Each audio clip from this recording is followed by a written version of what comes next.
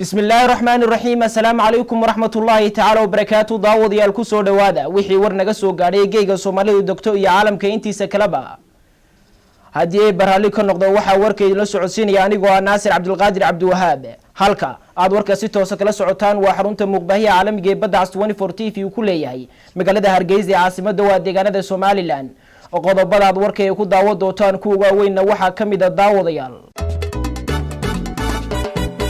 رئيسل وزراء حكومة فدرالك Soomaaliya mudane Xasan Cali Khayre ayaa kulamo la qaatay gudoomiyaasha degmooyinka gobolka Boqol. Ururka xarakada Al-Shabaab ayaa codsiyo ergida ku soo bandhigay qayb ka mid ah deegaanada gobolka Galmudug. Mid ka mid ah xildhibaanada baarlamaanka Somaliland ayaa ka codsaday labada xisbi macaarid ee Somaliland ay komishanka u matalaya ka soo xulaan qayb ka mid ah darafyada dalka.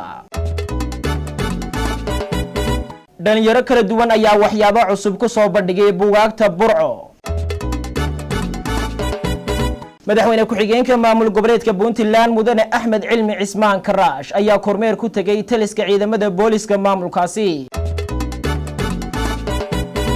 dalalka Carbeed ayaa cambaariyay qorshaha wato ra'iisul wasaaraha dalka Israa'iil.